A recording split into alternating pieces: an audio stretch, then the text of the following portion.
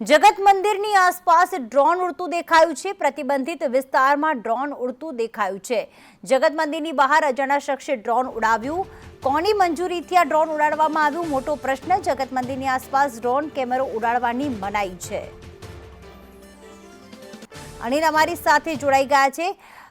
અનિલ, ખાસ જણાવશો કે પ્રતિબંધિત આ વિસ્તાર છે ત્યારે કોના દ્વારા ડ્રોન ઉડાડવામાં આવ્યું? કેટલા વાગે? શું વિગતો?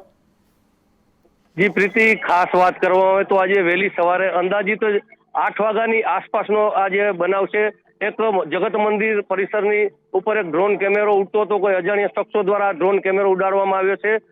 સ્થાનિક લોકો છે જ્યાં મંદિર પરિસરમાં ફોટોગ્રાફી કરે છે લોકો, તેમની પણ નજરે આ ડ્રોન પડ્યું હતું ને બહારથી આવતા યાત્રિકો પણ આ ડ્રોન કેમેરાને નજરે જોઈ રહ્યા હતા। ત્યારે સવાલ એ છે કે જગત મંદિર આસપાસ વગર મંજૂરીના કોઈ પણ જાતના કેમેરા, ફોટોગ્રાફી કે શૂટિંગ કરવાની મનાઈ હોય છે। જેટ સુરક્ષા પ્લસમાં જગત મંદિર હોય ત્યારે આજે મોટા સવાલો છે। હાલમાં અનેક બનાવો અને ઘટનાઓ બનતી હોય છે ડ્રોન કેમેરાથી। તો ખાસ કરીને દ્વારકાધીશ જગત મંદિરની આસપાસનો જે ડ્રોન કેમેરો છે વગર મંજૂરીનો ઉડાડવામાં આવે છે તો અનેક સવાલો છે। પોલીસ ખાતાને આ નજરે ચડ્યું છે કે કેમ, અને હાલ આ જે ડ્રોન કેમેરો ઉડાડવાવાળા અજાણ્યા શખ્સની કોઈ શોધખોળ છે કે કેમ, મંજૂરી છે કે કેમ, એવા અનેક સવાલો છે।